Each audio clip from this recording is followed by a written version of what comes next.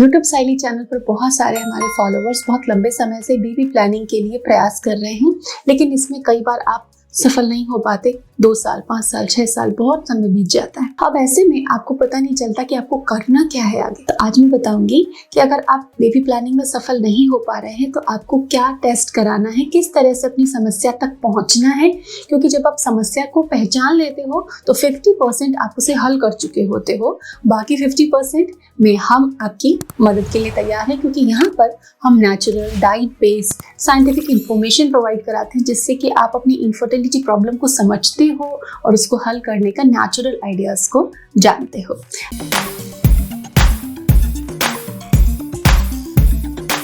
Hello and welcome again to YouTube Sahili channel. आज के समय में infertility rate day by day बढ़ती चली जा रही है। इवन इंडिया जैसी रिच कंट्री में भी, जहाँ वैरायटी ऑफ ग्रेन्स है, वैरायटी ऑफ फूड है, कल्चरल इतनी रिचनेस है, वहाँ पर भी इनफर्टिलिटी रेट बढ़ रही है। ना केवल शहरों में बल्कि अगर हम गाँवों में भी देखें तो वहाँ पर भी ये समस्याएं हैं, क्योंकि इनफर्टिलिटी के कई अलग अलग कारण हैं। लेकिन अगर 6 मंथ तक आप 30 साल के हो हस्बैंड वाइफ या इससे ऊपर हो, और 6 मंथ तक आपने ट्राई किया, अनप्रोटेक्टिव कॉन्टैक्ट रखा, बेबी प्लानिंग ट्राई की एंड आपको सक्सेस नहीं मिला, तब आपको करना क्या चाहिए? तब आपको अपने एफर्ट मजबूत बनाने हैं। इसमें कुछ टेस्ट, कुछ जांचें आपको हेल्प करेंगी, जिससे आपको अपनी इश्यूज समझ में आएंगी। तो वो जांचें कौन सी हैं? देखिए, पुरुषों में जांचें बहुत आसान होती है। जो इनफर्टिलिटी के केस है, अगर 100 केसेस आते हैं तो उसमें से 33-35 केस मेल फैक्टर इनफर्टिलिटी के होते हैं और बाकी फीमेल फैक्टर इनफर्टिलिटी के होते हैं। प्राइमरी हो सकता है, सेकेंडरी हो सकता है। कुछ फैक्टर ऐसे होते हैं जो कि रूटीन और डाइट ठीक करने से ठीक हो जाते हैं। कुछ फैक्टर ऐसे होते हैं जिनमें थोड़ी बहुत सर्जरी, मिनिमल इन्वेसिव टेक्निक्स को यूज करने से ठीक हो जाता है, और कुछ में जरूरत विकृतियां होती हैं। कुछ ऐसे फैक्टर होते हैं जिनमें मेडिकल इंटरवेंशन चाहिए होता है। तो ये सब आपको पता कब चलेगा? जब आप अपनी टेस्ट करवाओगे। तो सबसे पहले मेल की टेस्ट की बात करते हैं। तो पुरुषों में सबसे इंपॉर्टेंट टेस्ट है कि स्पर्म का टेस्ट होना।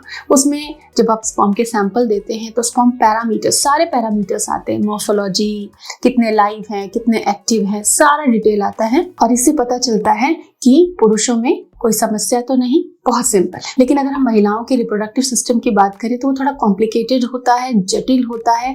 कई अलग अलग तरह की समस्याएं होती हैं। उसको समझने के लिए हमें कई टेस्ट करने होते हैं, जिसको कि आपकी गायनेकोलॉजिस्ट स्टेप बाय स्टेप में करेंगे। कुछ टाइम तक आपको मेडिकेशन दी जाएंगी ताकि अगर एग क्वालिटी या पीरियड्स रेगुलर नहीं है तो उसको रेगुलेट किया जाए एंड प्रेगनेंसी होने की संभावना देखी जाए। तो सबसे पहले क्या टेस्ट किया जाता है? आपके हार्मोनल इम्बैलेंस का टेस्ट, जो कि सिंपल ब्लड टेस्ट होता है और उसमें आपके हार्मोन्स की टेस्टिंग हो जाती है। इसके बाद अगर और जटिलता आती है, तब भी कंसीव नहीं हो रहा है, हार्मोन्स ठीक करने के बाद, पीरियड रेगुलर करने के बाद, तब गर्भ नलिका, फैलोपियन ट्यूब्स की जांच की जाती है। इसमें सिंपली फ्लूइड इंजेक्ट किया जाता है आपकी बॉडी में, जो कि वजाइना यूट्रस के माध्यम से होते हुए फैलोपियन ट्यूब्स में जाता है, और उसमें जो डाई होता है उससे पता चलता है एक्सरे के माध्यम से कि ट्यूब्स खुली हैं या फिर ओपन है। अगर ट्यूब्स ब्लॉक होती हैं तो डॉक्टर आपको सलाह देते हैं कि आपके लिए क्या उचित है। अगर ट्यूब्स खुली होती हैं तो आप अगले 1.5 महीने में कंसीव कर सकती हैं। कई बार ऐसा होता है कि ना तो पीरियड्स डिस्टर्ब होते हैं और ना ट्यूब में कोई प्रॉब्लम होती है। तब ऐसे में एग की क्वालिटी मैटर करता है, और अगर आपको रिकरेंट मिसकैरेजेस हो रहे हैं या फिर पीरियड की डेट ऊपर होके और फिर पीरियड्स आ जाते हैं, केमिकल प्रेगनेंसी हो रही है, या फिर रिकरेंट अर्ली स्टेजेस में मिसकैरेज हो रहा है, तो ऐसे में आपकी एग की क्वालिटी मायने रखती है, बहुत ज़्यादा मायने रखती है। और इसको ट्रेस करने के लिए, ओव्यूलेशन को ट्रेस करने के लिए फॉलिकुलर मॉनिटरिंग की जाती है, जिसमें एग की ग्रोथ को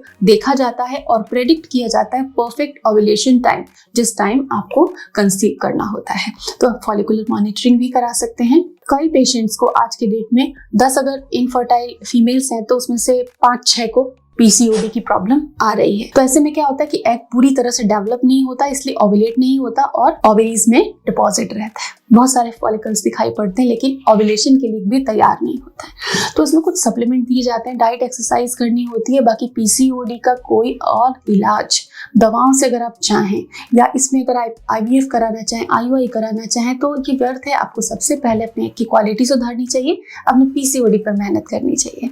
इन सारी समस्याओं का हल हमने डाइट, थेरेपी के माध्यम से, सप्लीमेंट के माध्यम से आपको बताया है। आप उन्हें फॉलो करें, उसके बेहतरीन रिजल्ट हमारे व्यूवर्स ही हमें बताते हैं, आप भी फॉलो कर सकते हैं। कई बार बच्चेदानी की आकृति से, कई बार ब्लड में कुछ फैक्टर होने से, कई बार ब्लड ग्रुप के इश्यूज की वजह से इनफर्टिलिटी रहती है, तो इसके लिए प्रॉपर मेडिकल सुपरविजन की आपको जरूरत होती है, जिसमें मेडिकेशन की हेल्प से आपकी प्रेगनेंसी को अंजाम तक पहुंचाया जा सकता है।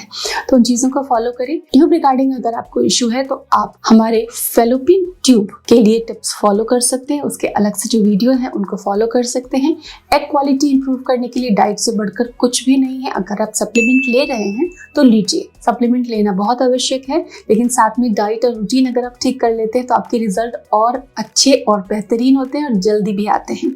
तो इस तरीके से हमारे वीडियोस आपकी इनफर्टिलिटी प्रॉब्लम को सॉल्व करने के लिए बहुत कारगर है। आप अपने मेडिकल ट्रीटमेंट के साथ उन वीडियोस को भी फॉलो कर सकते हैं, अपनी डाइट टिप्स को फॉलो कर सकते हैं, उन अमेजिंग फॉर्मूलाज को भी फॉलो कर सकते हैं जो चुन चुनकर हम आपके लिए लेकर आते हैं। Thanks for watching.